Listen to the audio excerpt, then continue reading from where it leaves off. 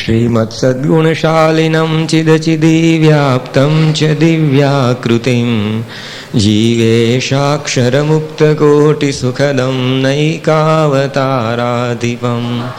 ज्ञेयं श्रीपुरुषोत्तमं मुनिवरेर्वेदादिकीर्त्यं विभुं तं मूलाक्षरयुक्तमेव सहजानन्दं च वन्दे सदा। सहजानंद स्वामी महाराजनी जय, अक्षर पुरुषोत्तम महाराजनी जय, भगत जी महाराजनी जय, शास्त्री जी महाराजनी जय, योगी जी महाराजनी जय, प्रमुख स्वामी महाराजनी जय। નીલકંઠ વર્ણીના વન વિચરણની અંદર ગઈકાલે આપણે જોયેલું કે વર્ણીએ પોતે હિમાલયની પર્વતમાળા ઓળંગી અને નેપાળની અંદર એ પ્રવેશ પ્રાપ્ત કર્યો. નેપાળનો આખો પ્રદેશ એ પહાડોથી ભરેલો છે, એટલે વર્ણી ક્યારેક પર્વત ઉપર ચઢતા અને ક્યારેક ખીણની અંદર ઉતરતા, આવી રીતે એ પ્રદેશની અંદર પ્રવાસ કરતાં કરતાં માતારીપુર ગામની અંદર પહોંચેલા. અને ત્યાં આગળ સુવર્ણ સિદ્ધિ ઈચ્છનારા રાજાને એમણે સાચા સાધુની ઓળખ આપી.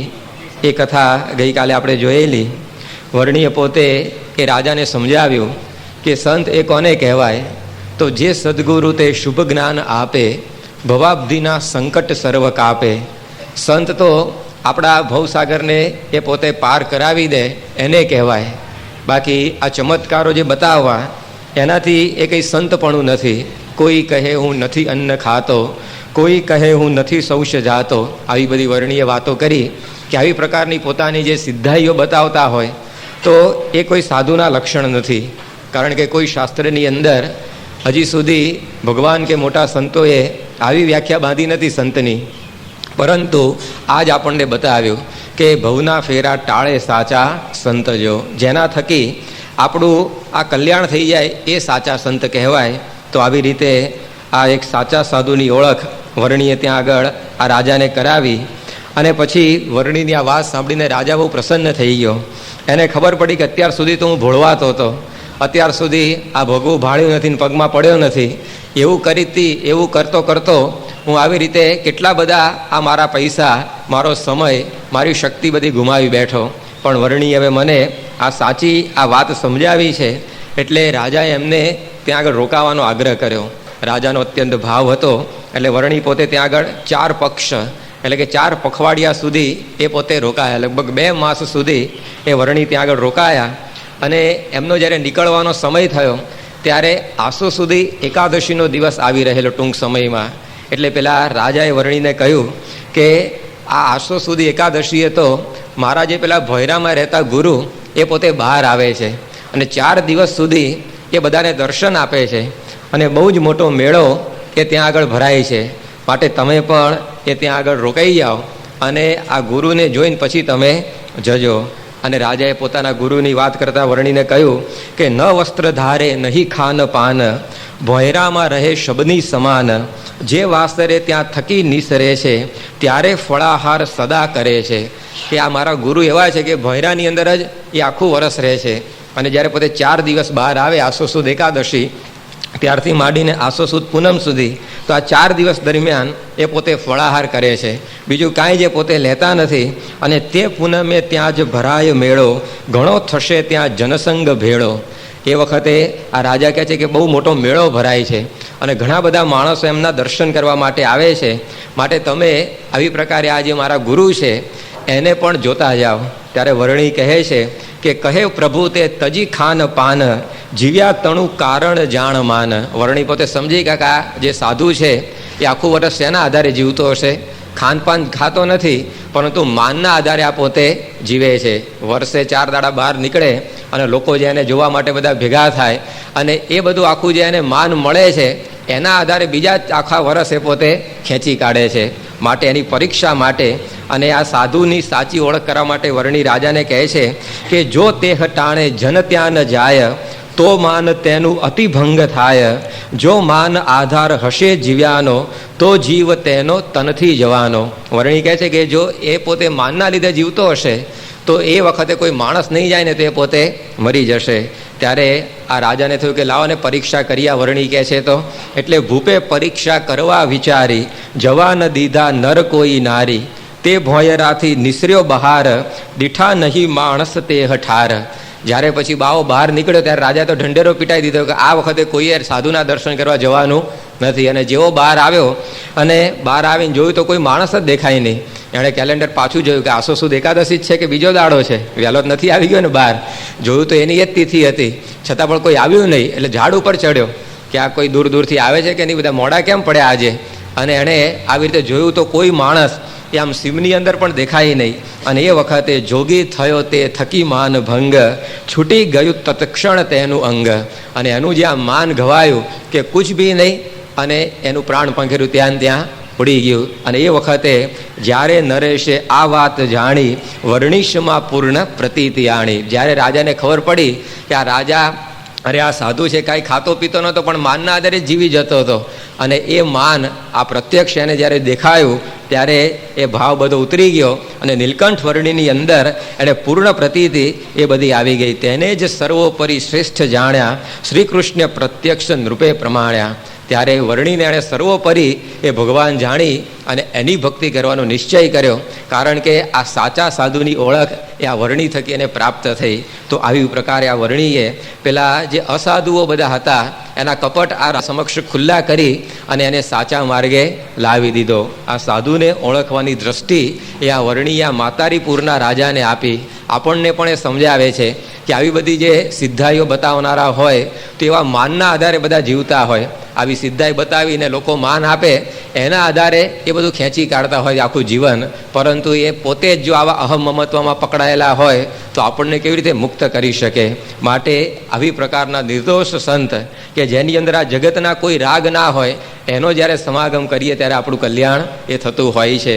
તો આ વાત મહારાજ આપણને સમજાવે છે કે સાધુ એનું નામ નિર્માન મોહા જીત સંગ દોષા. ગીતામાં લખ્યું કે એના જીવનની અંદર આવી પ્રકારનું કોઈ પણ એ માન ના હોય ત્યારે એ સાચી સાધુતા આવતી હોય છે. એકવાર એક મહાત્માને મુમુક્ષુએ પૂછ્યું કે મહાત્માજી તમે રોજ કેટલી પૂજા કરો ત્યારે માળા ફેરવો છો?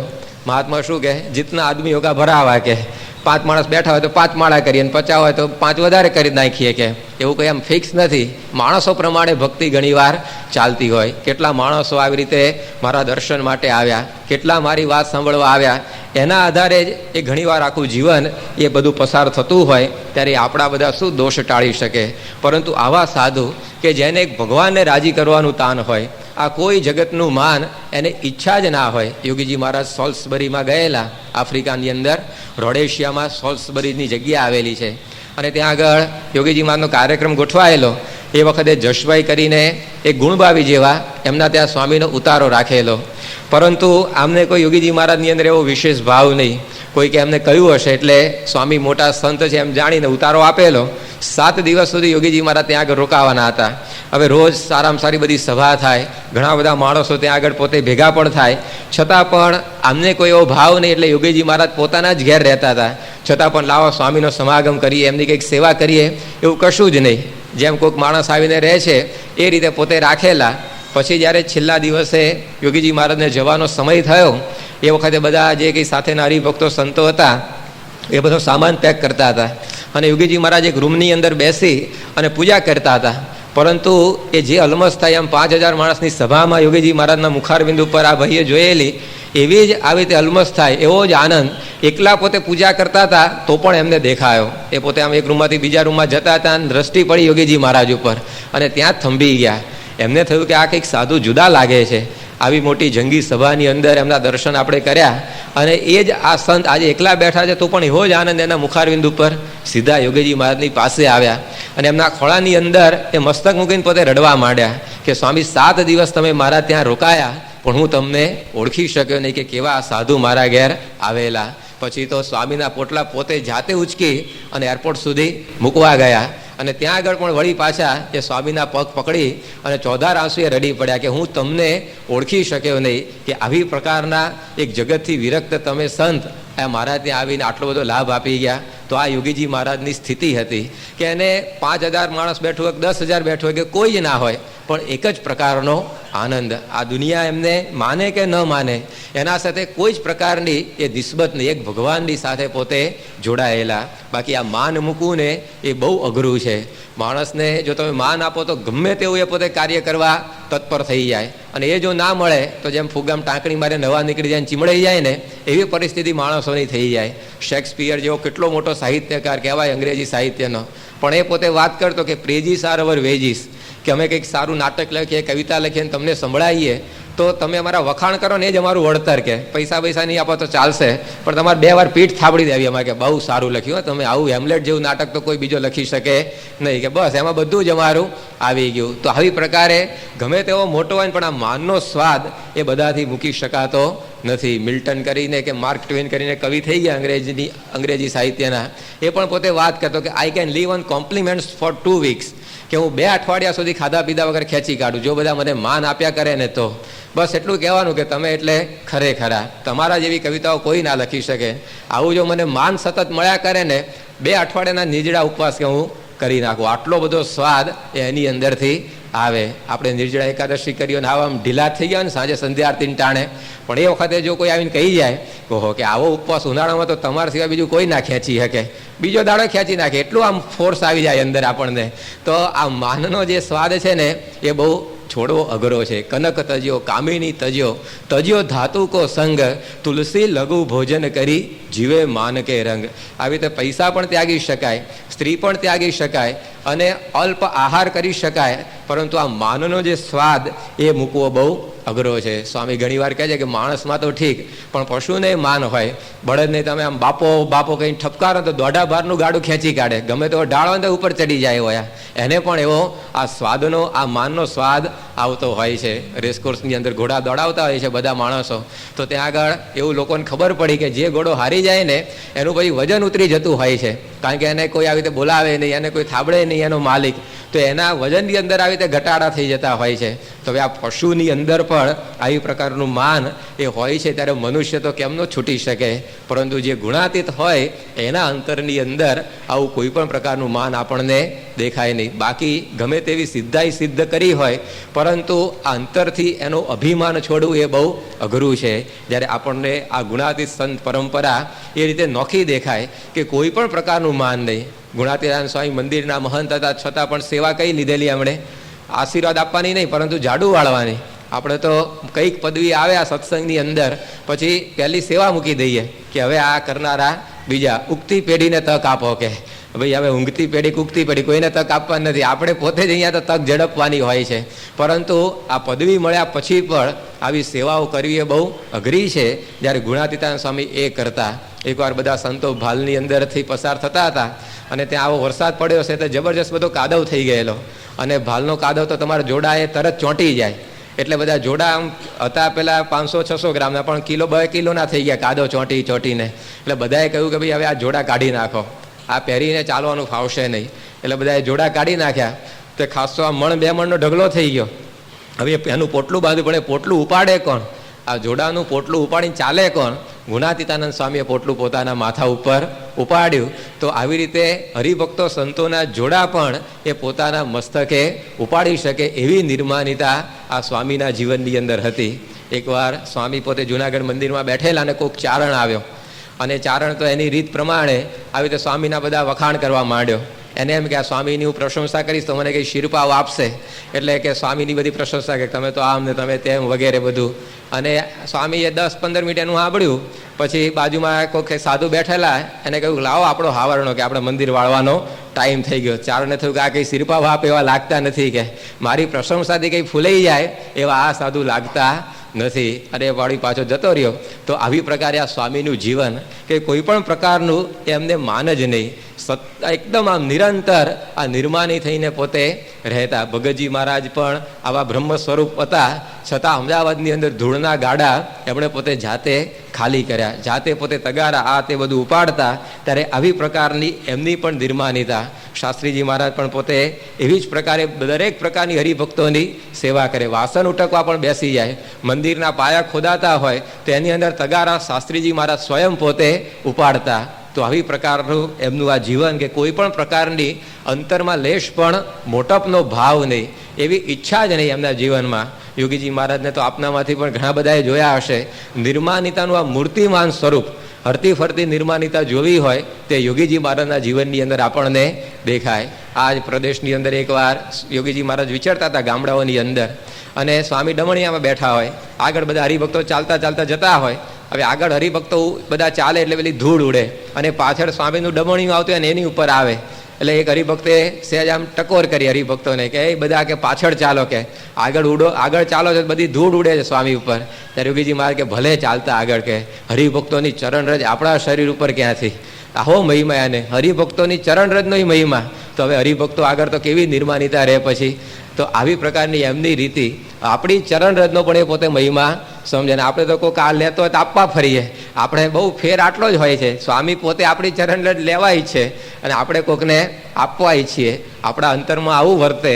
અને ગુણાતીત સંતોના જીવનની અંદર આવી રીતિ. એકવાર સ્વામી બાપા સારંગપુર પધારેલા, અને ત્યાં આગળ સભા મંડપમાં સિંહાસન છે. ત્યાં આગળ સ્વામી પોતે દંડવત કરવા માટે ગયા ઠાકોરજીને.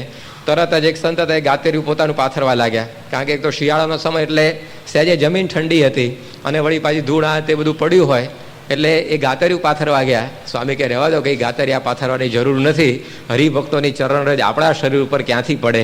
તો આ સ્વામીને મહિમા છે આપણા બધાનો, આપણી ચરણરજનો પણ આવો મહિમા સમજે છે.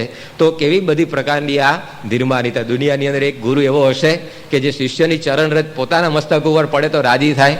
કોઈ આપણને મળે નહીં આ ગુણાતીત પરંપરા સિવાય. તો આવી પ્રકારની આ એમની સ્થિતિ પ્રત્યેક જગ્યાએ, પ્રત્યેક પ્રસંગે એ આપણને દેખાય. હમણાં 9મી ઓગસ્ટે સ્વામી બાપા આવશે, આખો એમનો દિવસ જોજો તમે, કેટલી બધી વાર આપણને હાથ જોડતા ફરે છે. વોકિંગમાં આવે તો હાથ જોડીને આખો રાઉન્ડ પૂરો કરે પહેલો, પછી સભામાં આવે તો હાથ જોડે, પૂજામાં આવે તો હાથ જોડે, ઉપર દર્શન કરવા જાય તો બધા હરિભક્તો ઉભા થાય એમને હાથ જોડે.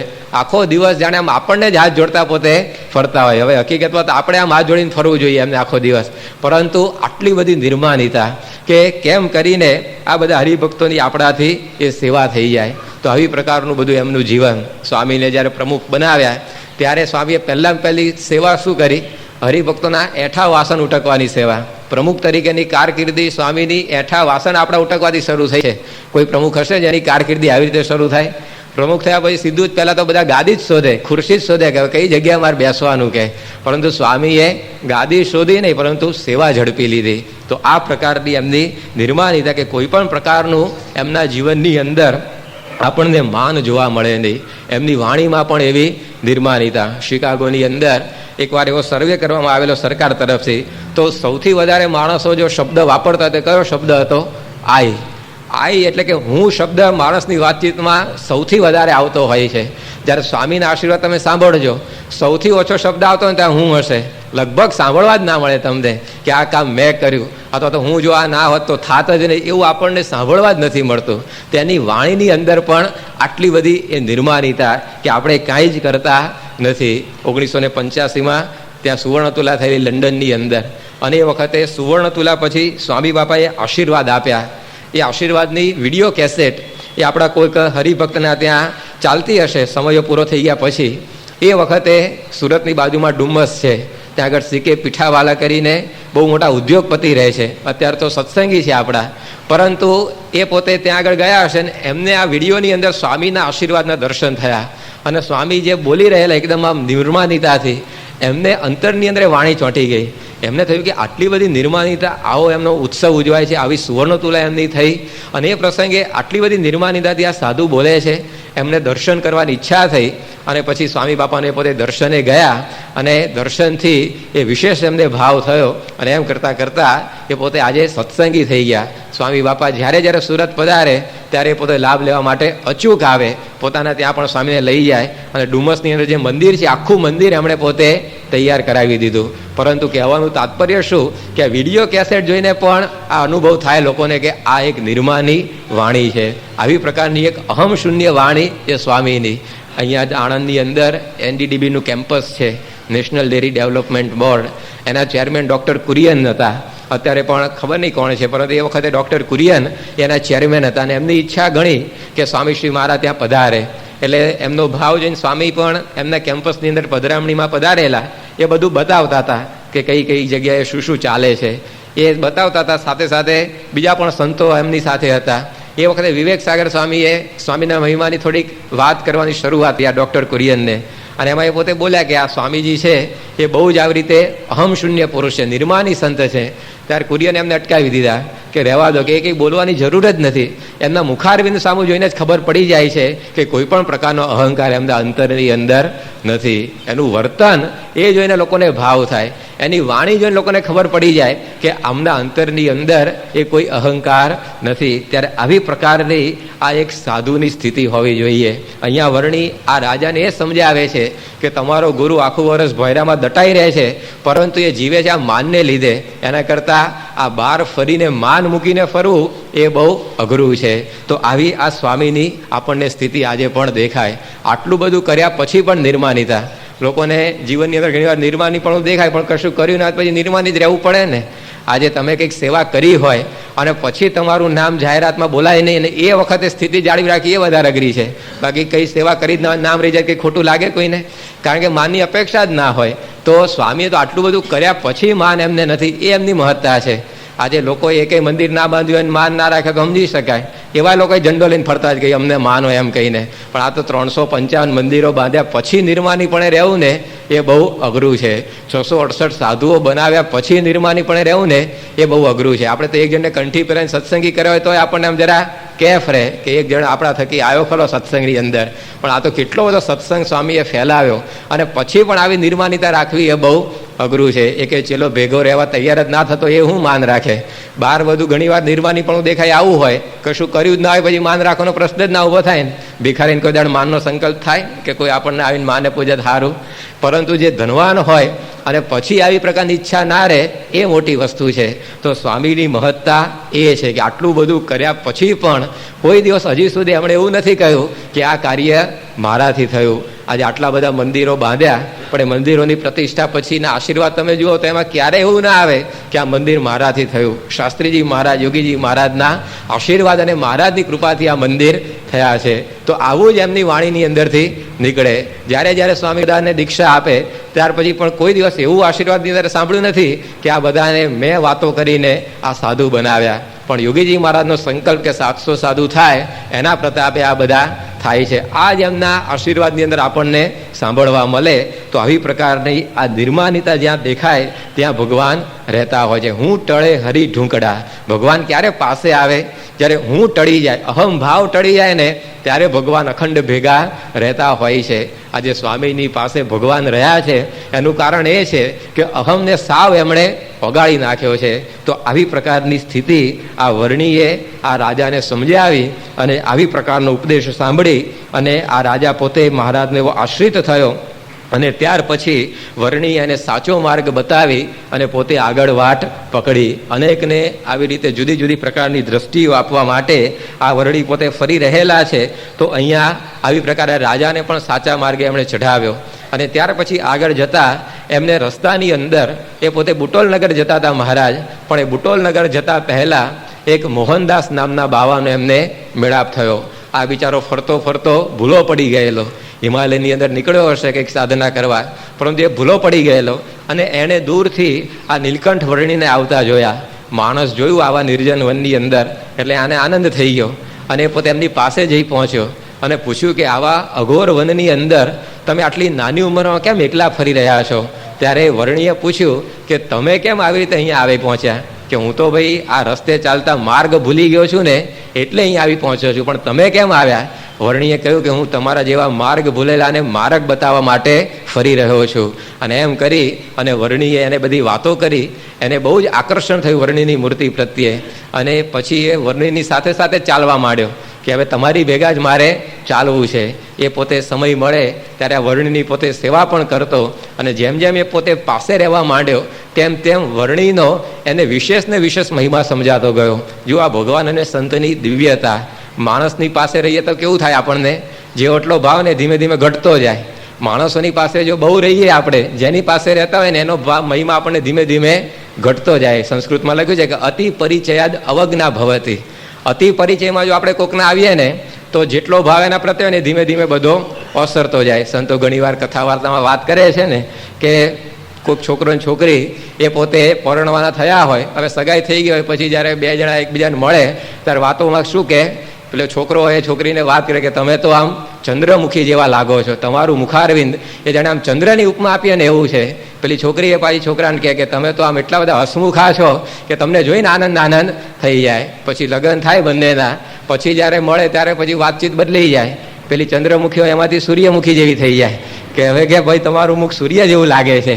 અને એમ કરતાં કરતાં જેમ જેમ સમય પસાર થાય એમ ચંદ્ર સૂર્યમુખીમાંથી જ્વાળામુખી થઈને પછી ઊભી રહે. અને પેલો હસમુખો એ પાછો કાળમુખો થઈ જાય. તો જેમ જેમ ભેગા રહીએ ને એમ એમ બધી પ્રીતિ ઓસરતી જાય. સામાન્ય માણસનું આવું હોય, પણ ભગવાન અને સંતની પાસે કેવું થાય, જેમ જેમ ભેગા રહીએ ને એમ એમ એની અંદર આપણને આકર્ષણ થતું જાય. એમ એમ એમનાથી છૂટા પડવાનું મન ના થાય. સ્વામી બાપાની સાથે કોઈ દિવસ આપણને એમ ધરવ ના થાય કે હાલો હવે સ્વામી બાપા ભેગા 10 દાડા રહ્યા, હવે કાંઈ વાંધો નહીં. પરંતુ જેટલું વધારે રહેવા મળે ને એટલું આપણે રહીએ છીએ.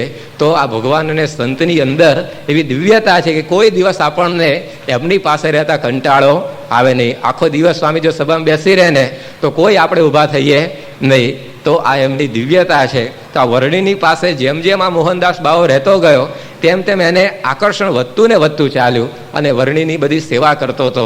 પરંતુ વર્ણી પોતે જાણી ગયા કે આને જગતની અંદર કોઈ એવી આસક્તિ નથી, છતાં પણ કંઈક એવા સારા પદાર્થ જો એને દેખાય ને તે પોતે એની અંદર લોભાય છે. અને વર્ણીની પાસે સુંદર કઠારી હતી, કોઈ હરિભક્તે આપી હશે એમને. તો એ કઠારી એટલી બધી સુંદર હતી કે એની અંદર આ વૃત્તિ તણાયા કરે મોહનદાસની. અને વર્ણી આ રીતે ચાલતા ચાલતા જતા હોય ત્યારે પોતે કાયમ કયા કરે કે જોજો ધ્યાન રાખીને ચાલજો. ધ્યાન રાખવાનું કેમ કહેતા, વર્ણી પડી જાય તો ભાવના હતી, પણ એ પડશે ને તો પેલી કઠારી તૂટી જશે. એના લીધે પોતે કયા કરે જોજો ધ્યાન રાખીને ચાલજો, પથ્થર ઉપર લીલબાજી છે, આ પાણી આવ્યું વગેરે બધી સૂચનાઓ આપ્યા કરે. વર્ણી તો અંતર્યામી પણ જાણી ગયા કે આને વૃત્તિ રહેવી જોઈએ મારા સ્વરૂપમાં, અને ચોંટી ગઈ આ તુંબડીમાં. એટલે એક પથ્થરો મોટો આવે ત્યાં અફાળીને તોડી જ નાખી કઠારી. અને જેવી એ કઠારી તૂટી ગઈ, મોહનદાસનો જીવ ઊંચો થઈ ગયો. એણે કહ્યું કે વર્ણી આ તમે શું કર્યું, કે આવી સુંદર તુંબડી હતી, પાણી પીવા કામમાં આવે ને તોડી નાખી. વર્ણી કહે કે તારી વૃત્તિ એ જ્યાં ચોંટવી જોઈએ ત્યાં ચોંટતી નહોતી, અને તુંબડીમાં તું આવી રીતે વૃત્તિ રાખતો હતો એટલે અમે તોડી નાખી. જે વાલી વસ્તુ હોય એનો અમે ત્યાગ આવી રીતે તમારી પાસેથી કરાવીએ છીએ. ભગવાનને સંતની આ રીતિ છે કે આપણને જેમાં આસક્તિ હોય ને એને પહેલાં પહેલી આપણી પાસેથી એ પોતે દૂર કરી દે. એટલે સીધા આપણે ભગવાનની અંદર જોડાઈ જઈએ. આપણે જનમંગલ નામાવલીનો રોજ પાઠ કરીએ છીએ, એમાં 9મું નામ આવે છે ઓમ શ્રી હરયે નમઃ, કે હરિને નમસ્કાર. તો ભગવાનનું નામ હરિ કેમ પાડ્યું છે, કારણ કે બધું જ હરિ લે છે આપણું.